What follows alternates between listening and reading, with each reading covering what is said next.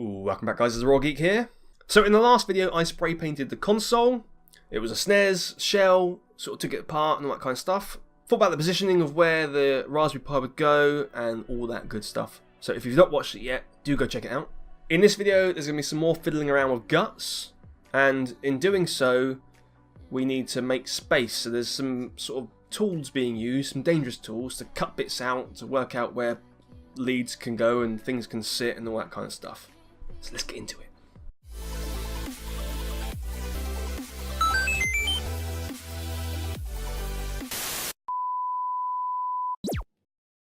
Right, it's the future. This is several weeks later because, you know, we're working, things like that. And we're going to try and do a bit more to this console. Now, my friend's got a Dremel. You might not have one. If you don't have one and you're doing what we're doing, sucks to be you. But basically we're going to try and cut this bit out because we're going to have the port section here.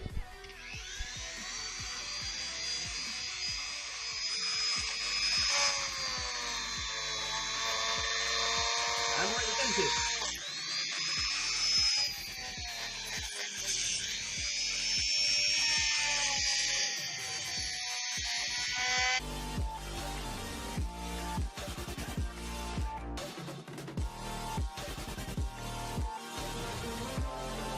Right now guys, obviously if you're using something like that, if you're not like of a certain age or, you know, not too clever, don't do it because it's ridiculously dangerous. And also don't do what I did and hold the console case down with my hand while he's next to it with a Dremel. I'm just brave and a little bit silly, so don't do that please. But there you go, taking that section out, which is good. It's going to make it be a bit more flush and level and be able to get the cables coming to that hole there when we make it. As you can see, they now go quite nicely on there.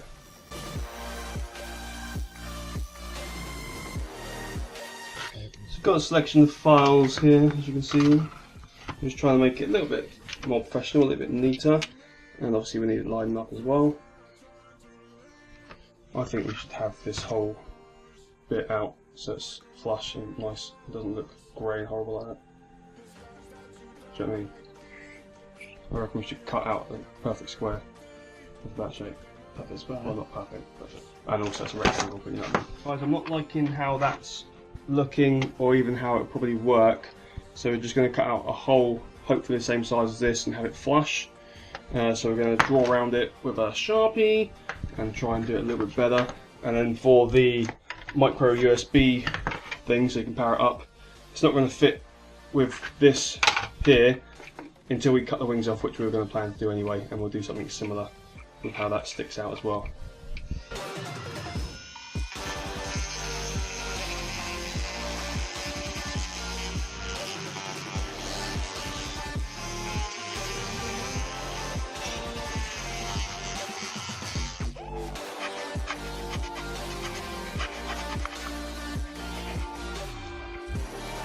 Take squeeze. Smashing up the Yeah, there it is. There we go. Oh mate, that is. Can't get much better than that. It's just dust, isn't it? Looking good. Professional. Just going to help the illusion a little bit by colouring in. Okay, so I just coloured that thing in, and we're now going to look at this thing. We need to get the wings off, which is fairly easy with this Dremel. Watch your fingers, and then yeah, go from there. Ah! No!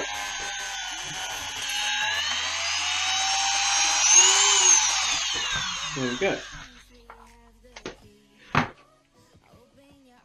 Remember guys, make sure you always turn the power off when you're changing attachments. Because you might do yourself an injury. Basically, just do what we don't do. And then do the opposite of us and it'll be okay.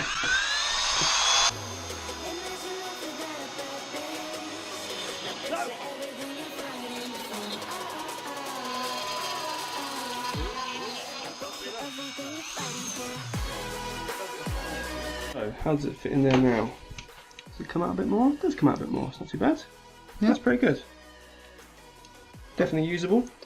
Not better than I thought. If you just want to colour that up. Glue the hell out of it, colour it up with Sharpie, good to go.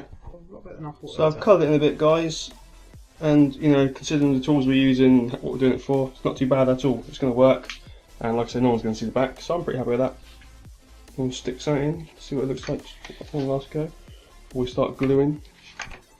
So that'll look like that. Pretty good. You can't get much better than that, really.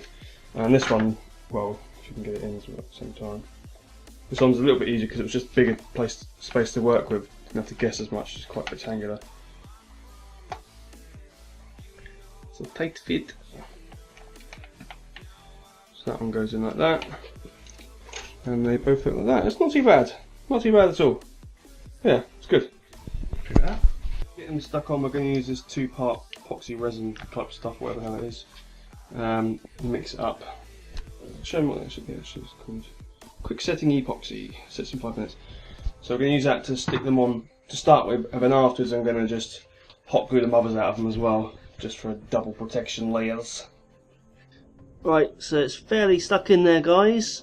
Going to stick the other one in, and then just going to put loads of hot glue on it as well, just to make it doubly sticky. That ain't going anywhere anytime soon. Ooh. Don't get too mad with it. Right, there you go. That's definitely never coming out ever again. So if this doesn't work, if this is faulty, it's going to be really annoying. That's all I can say.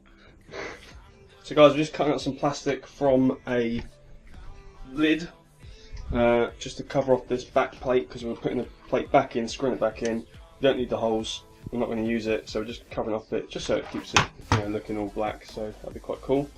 There you go, fits in, covers it up. Might just sharpen the last bit, you can see. Right there. Yeah. It's the back of the console. Doesn't have to be amazing, but it looks pretty good. Bit of a bodge job, guys, but I think it's going to turn out quite well. It's going to do the trick. You know, we're showing you what you can do with, you know, basic tools and stuff, really, and just a bit of sort of made up know-how on the fly.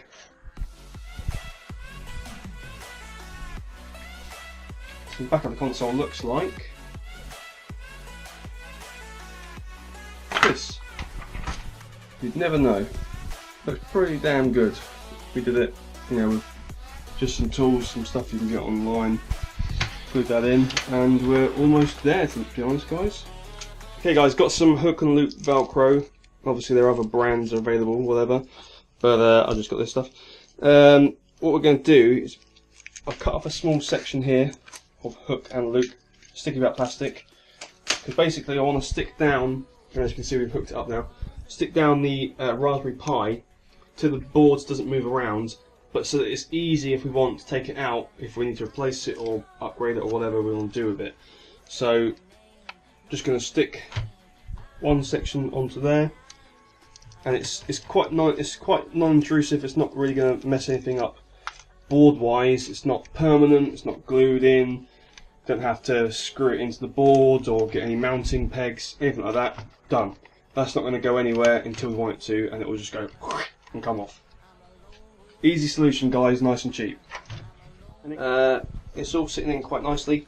We are going to look into trying to actually use this switch, and even maybe the reset button, because it would be quite handy, because otherwise it's just basically always on the console until you take the plug out or turn it off by the mains or another way. It'd be good if we could actually get a switch that basically makes it boot up the Raspberry Pi, boot up the Retro Pi onto your TV. So yeah, but that's how it's looking so far. It's pretty cool. Electronics are working well, glued in, and yeah, it's coming along quite nicely.